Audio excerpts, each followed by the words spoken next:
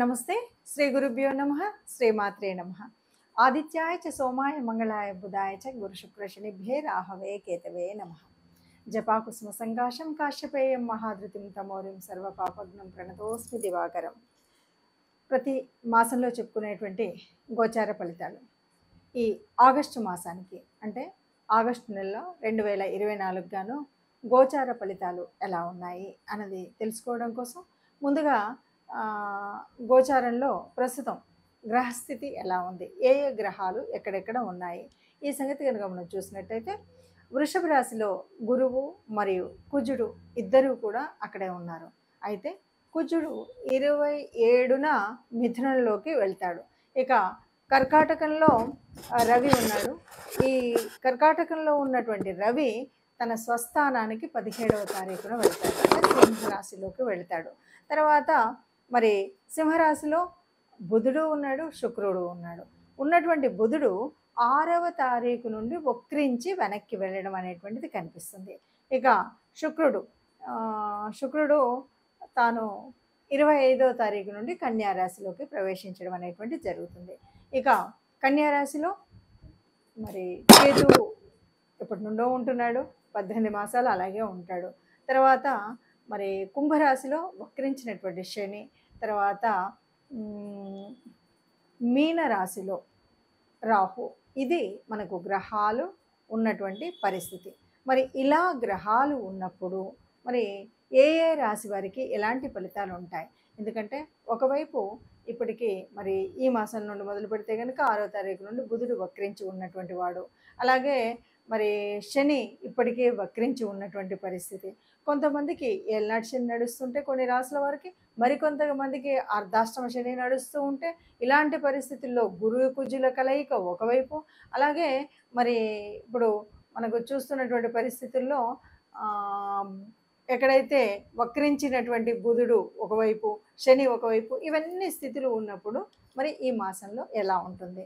మరి ఈ మాసం ప్రత్యేకత తీసుకున్నట్టయితే ఇంకా ఇదంతా కూడా శ్రావణ మాసంలోకి వస్తుంది. ఆగస్టు అనగానే మనకు మొదటి వారం దాటిందంటే శ్రావణ మాసం. శ్రావణ మాసంలో అంటే ఏదైనా సరే, ఏ గ్రహరీతులు ఎలా ఉన్నా సరే, ఆ మాసానికి సంబంధించినటువంటి అధిదేవతల్ని మనం తలిచినప్పుడు, కొలిచినప్పుడు ఏవైనా అవకతవకలు ఉన్నా, ఏదైనా చిన్న చిన్న తేడాలు ఉన్నా మనం సరి చేసుకోవడానికి ఎప్పటికప్పుడు దేవుడు మన దేవతా రూపాలు మనకు ఆయా పండగల రూపంలో దర్శనమిస్తూనే ఉంటాయి. మరి అలాంటి పరిస్థితులలో ముఖ్యంగా మరి ఆగస్టు మాసంలో 2024 గాను ఒక్కొక్క రాశి వారికి అంటే 12 రాశుల వారికి ఎలాంటి ఫలితాన్ని మనం పొందుతామన్నది నెమ్మదిగా చూద్దాం. వృషభ రాశి ఫలితాలు. వృషభ రాశి మరి వారికి ఎట్లా ఉంటుంది అంటే లగ్నాధిపతి శుక్రుడు ఎక్కడున్నాడు? 4వ స్థానంలో ఉన్నాడు. అది కూడా ఎవరి రాశిలో ఉన్నాడు? రవి రాశిలో ఉన్నాడు. దీనివల్ల ఏమైనా అంటే రవి అనగానే మనకు ఉద్యోగం, ముఖ్యంగా గవర్నమెంట్ ఉద్యోగాలకు సంబంధించినటువంటి విషయాల్లో మంచి ఫలితాలు ఇస్తూ ఉంటారు. ఆ రిలేటెడ్ ఏవన్నా సరే, ఏదైనా మెడికల్ రంగాలు ఇలాంటివి ఉన్నటువంటి వాటిలో మంచి ఫలితాన్ని ఇచ్చేటువంటి స్థితి రవికి సంబంధించినటువంటిది. ఇక 4వ స్థానము అంటే ఏంటంటే అది ఆర్థికంగా సంబంధించిన ఉద్యోగ సంబంధాన్ని వల్ల ఉంటుంది. అందువల్ల మనకు ఎవరైతే ఈ వృషభ రాశి ఈ ఆగస్టు మాసంలో ముఖ్యంగా గవర్నమెంట్ ఉద్యోగాలకి ఇప్పుడు అప్లై చేసినటువంటి వాళ్ళు కానీ, గవర్నమెంట్ ఉద్యోగాల్లో ఉన్నటువంటి వాళ్ళకి మంచి ఫలితాలు కానీ, అంతేకాదు గవర్నమెంట్ కాంట్రాక్ట్స్ ద్వారా కూడా కొన్ని ఉద్యోగాలు ఉంటుంటాయి అప్పుడప్పుడు. అలాంటి వాళ్ళల్లో పనిచేసేటువంటి వారికి కానీ మంచి ఫలితం ఉంటుంది అని చెప్పచ్చు. ఇక అయితే కొద్దిగా కొన్ని తేడాలు అయితే మనకు కూడా ఉంటాయి. అంటే కొద్దిగా మనం ఈ మాసం మొత్తం ఒకే రకంగా లేదు, కొన్ని గ్రహాలు ఒకలాగా అంటే మార్పు జరుగుతూ ఉంది. కాబట్టి మొదటగా మనం చెప్పుకున్నట్టు ఈ మాసంలో గవర్నమెంట్ ఉద్యోగాలకు చాలా బాగుంటుంది. అయితే సామాజికంగా కొంత ఒత్తిడి అయితే ఉంటుంది అని చెప్పచ్చు. అట్లాగే ఆకస్మికంగా వివాహాలు ఏవైనా మనం అనుకోము, కానీ ఆల్ ఆఫ్ సడన్ పెళ్లి కుదిరి పెళ్ళి అయిపోవడం అనేటువంటిది కూడా ఉంటుంది కొంతమందికి. అట్లాగే ఏవైనా కొన్నిసార్లు పోయినటువంటి అవకాశాలు, అంటే మనం మొన్న ఎప్పుడో ఏదో చేద్దాం అనుకున్నాం, ఓ ఫ్లాట్ కొందాం అనుకున్నాం, మంచి అవకాశం వచ్చినట్టుంది, ఎందుకో మిస్ అయిపోతుంది. లేదా ఏదో కొందాం అనుకున్నాం, మంచి ఏదో సెకండ్ హ్యాండ్లో మనం చూసాం, నచ్చాం, కొందాం అనుకున్నాం, అది కూడా మిస్ అయినట్టు అనిపించింది. కానీ అలా ఆకస్మికంగా మిస్ అయినటువంటి మళ్ళీ వచ్చేటువంటి అవకాశం కూడా, మళ్ళీ ఆ అవకాశం పోయినటువంటి అవకాశం మళ్ళీ వచ్చేటువంటి పరిస్థితి అయితే కనిపిస్తుంది. తర్వాత రెండో వారానికి వచ్చేసరికి కొంత తేడా అయితే ఉంటుంది. ఎందుకు అంటే గ్రహాలు మారుతూ ఉన్నాయి. దీంట్లో 25వ తారీఖు నుండి గనుక చూస్తే ఎవరైనా భార్యాభర్తల మధ్యలో కొంచెం ఇబ్బందులు ఉండేటువంటి పరిస్థితి ఉంది. కాబట్టి ఇక్కడ మనం ఏం చేయాల్సింది ఏమీ లేదు. కొద్దిగా తగు జాగ్రత్తగా భార్యతో భర్త మాట్లాడినప్పుడైనా, భర్తతో భార్య మాట్లాడినప్పుడైనా ఎంతైనా సరే కొన్ని అర్థం చేసుకొని సమన్వయం చేసుకుంటూ వెళ్తే ఈ ఇబ్బంది అయితే ఉండదు. మరి అంతేకాదు ప్రేమ వివాహాలు, ప్రేమికులు వీళ్ళు ఉంటారు కదా, ఇక్కడ మాత్రం కొంచెం ఇబ్బంది ఉంటుంది. భార్యాభర్తలు అంటే సమన్వయం చేసుకుంటూ వెళ్తారు, కానీ అప్పుడప్పుడే ప్రేమలో పడ్డటువంటి వాళ్ళు చిన్నదాన్ని పెద్దగా చేసుకుంటే మాత్రం అవి తెగిపోయే అవకాశం ఉంటుంది. కాబట్టి ప్రేమికులు ఎవరైనా ఉంటే కనుక కొద్దిగా జాగ్రత్తగా ఉండడం, అంటే ప్రేమ ప్రేమ వ్యవహారాల్లో అంత సులభంగా ఉండదు, ఇబ్బందులు అయితే తప్పకుండా వస్తాయి. ఇక పంచమ స్థానంలో మారినటువంటి గ్రహం వల్ల ఇక్కడ ఏంటంటే కొంచెం చిన్నగా అలా బయటికి వెళితే చాలు జలుబు చేసేటువంటి పరిస్థితి, ఇలా బయటికి వెళితే చాలు వైరల్ ఫీవర్స్ వచ్చేటువంటి పరిస్థితి ఈ మాసంలో అయితే ముఖ్యంగా ఈ మాసంలో కాదు, ఈ రెండవ పక్షంలో ఉంటుంది. ఈ రెండవ పక్షంలో ఎందుకు ఉంటుంది కాబట్టి మనం ఏం చేయాలంటే ఏదైనా సరే సింపుల్, ఇమ్యూనిటీ తక్కువ ఉన్నప్పుడే ఇలాంటివన్నీ వస్తాయి. కాబట్టి ఇమ్యూనిటీని డెవలప్ చేసుకోవడానికి చేయవలసినటువంటి చేయడం, బుధుడికి సంబంధించినటువంటి ఏదైనా పెసలు అలాంటివి ఉంటే గోగ్రాసంగా ఇచ్చి ఇవ్వడము, మనం దానికి సంబంధించినటువంటి ఆహారాలు తీసుకోవడం, ఇమ్యూనిటీని డెవలప్ చేసుకోవడం అనేది ముఖ్యమైనటువంటిది. ఇది కనుక చేస్తే చాలా బాగుంటుంది. ఇంతకు మించి పెద్ద ఎక్కువగా ఇబ్బందులు అనేటువంటి ఏమి ఉండవు. ఒకటి డెడికేషన్తో కనుక మనం ఏ పనైనా చేస్తే, శ్రద్ధగా చేస్తే, గట్టి పట్టుదలగా చేస్తే ఏ ఇబ్బందులు లేకుండా హాయిగా ముందుకు వెళ్తుంది. కాకపోతే కొంచెం స్ట్రెస్ అయితే ఉంటుంది, ఏ వర్క్లో అయినా కొద్దిగా స్ట్రెస్ ఉంటుంది. ఆ స్ట్రెస్ని తట్టుకొని ముందుకు వెళ్ళినట్టయితే చాలా హాయిగా ఏ ఇబ్బంది లేకుండా అన్ని మాసాల్లాగా హాయిగా వెళ్ళినట్టుగానే ఉంటుంది అని చెప్పచ్చు. ఇప్పటి వరకు మనం చూసినటువంటి మేషరాశి కానీ మనం మేషం నుండి మీనం వరకు ఒక్కొక్క రాశి గురించి మనం చెప్పుకుంటూ ఉంటాం. ఇలా చెప్పుకున్నప్పుడు ఇక్కడ ఒక చిన్న పరిస్థితి అయితే ఎదురవుతుంది జ్యోతిష్కులకు కానీ వింటున్నటువంటి ప్రేక్షకులకు కానీ. ఏంటంటే అన్నీ కూడా చెప్పినట్టుగానే ఉంటాయి. ఒక్కొక్కసారి ఎలా ఉంటుందంటే కొంతమందికి ఒక పెద్ద అనుమానం, చాలామంది మీరు అందరూ చెబుతున్నారు అయినా సరే ఒక్కొక్కరిది వేరుగా ఉంటుంది అన్నది కూడా ఒక మీమాంస అయితే ఉంటుంది.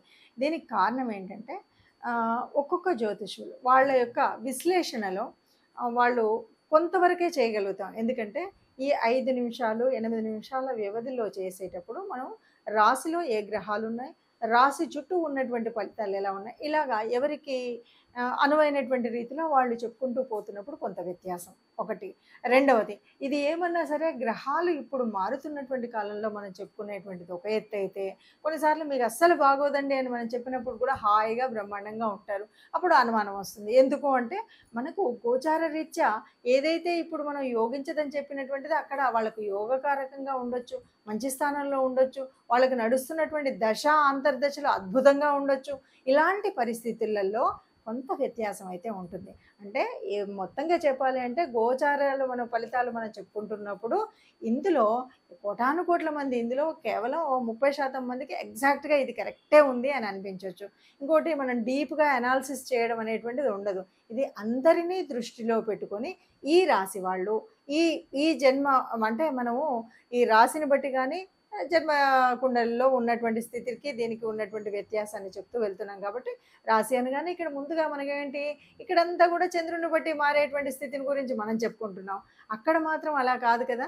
అందుకని ఈ వ్యత్యాసం అనేది ఉంటుంది. చాలా క్లియర్గా కావాలి అనుకునే వాళ్ళు ఎవరైనా సరే మీకు నచ్చినా లేకపోతే మీకు తెలిసినా దగ్గరలో ఉన్నటువంటి జ్యోతిష్యుల దగ్గరికి వెళ్ళి స్వయంగా మీ జన్మకుండలిని చూపెట్టుకొని, అందులో కూడా ఇంకొక విషయం, ఒక్కసారి జన్మకుండలిలో మాది ఇదండి అనుకొని ఒకసారి వెళ్ళి మా మొత్తం జీవితం మొత్తము అద్దం ముందు కూర్చొని పెడితే అద్దంలో కనబడినట్టుగా కనబడుతుందంటే ఇది ఉట్టి మాట.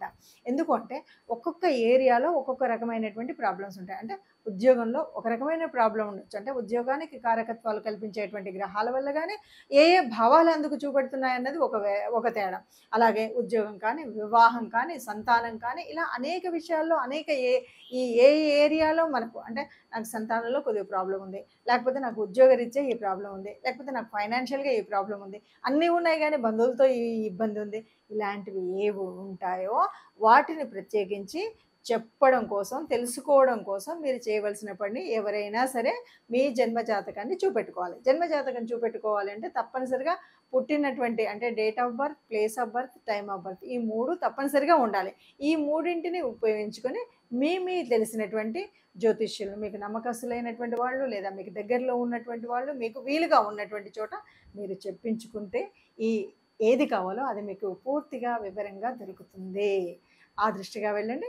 ఇక ఇప్పటి వరకు మనం చెప్పుకున్నటువంటి వాటిలో ముఖ్యంగా ఇప్పుడు ఇదంతా కూడా శ్రావణ మాసం కాబట్టి ఏదైనా కొంచెం అటు ఇటుగా ఉన్నటువంటి దోషాలను సవరించుకోవడం కోసం మనం చేసుకునే రెమెడీస్ ఏమి చేసుకున్నప్పటికి కూడా ముఖ్యంగా ఈ మాసం అంతా కూడా లక్ష్మీదేవి ఆరాధనతో నిండేటువంటిది. ప్రకృతి తత్వం అంతా కూడా ఆత్మమయంగా ఉండేటువంటి అమ్మ రూపంగా ఉండేటువంటి స్థితి కాబట్టి అందరూ కూడా ఈ వచ్చేటువంటి శుక్రవారాలన్నింటిలో కూడా లక్ష్మీదేవి ప్రార్థన చేయండి. లక్ష్మితో పాటు ఆ విష్ణుమూర్తిని నమ్ముకొని ఆయన యొక్క విష్ణు సహస్రాలు వినడం కానీ, విష్ణుదేవుడి ఆలయానికి వెళ్ళడం కానీ చేసినట్టయితే ఏదైనా మనకు కష్టంగా అనిపించేటువంటి గ్రహస్థితి ఆ కష్టాన్ని తెలియకుండా ముందుకు తీసుకువెళ్తుంది. కాబట్టి అందరూ సుఖంగా ఉండాలి, అందులో మనం ఉండాలని నమస్కరిస్తూ ధన్యవాదాలు.